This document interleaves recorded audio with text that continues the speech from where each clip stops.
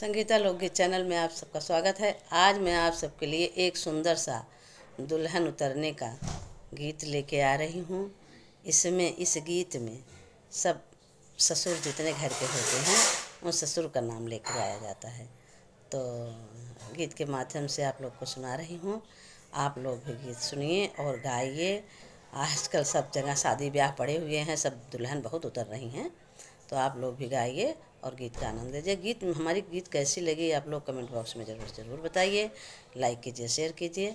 चलो हम लोग सुनते हैं एक सुंदर सा दुल्हन उतारते समय का गीत। नवा नवा बंगला छवावा हो नए घरे दुल्हनिया आवै। नवा नवा बंगला छवावा हो नए घरे दुल्हनिया आवै।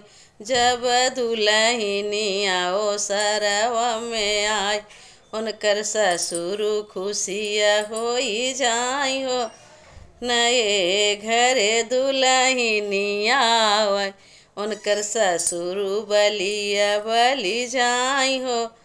नए घरे दुल्हनिया आवै। जब दुल्हनिया दरवाजवा में पहुँची उनकर जेठा बलिया बलि जाई हो। नए घरे दुल्हनिया आवै उनकर जेठवा खुशिया होई जाई हो। नए घरे दुल्हनिया आवै। नवा नवा बंगला छवावा हो नए घरे दुल्हनिया आवै। जब दुल्हनिया आंगनवा में पहुँची उनकर देवरा बलिया बलि जाई हो। नए घरे दुल्हनिया आवै उनकर देवरा खुशिया होई जाई हो। नए घरे दुल्हनिया आवै। नवा नवा बंगला छवावा हो नए घरे दुल्हनिया आवै। जब दुल्हनिया को बरवा में पहुँची, जब दुल्हनिया ओ बरिया में पहुँची उनकर सैया बलिया बलि जाई हो।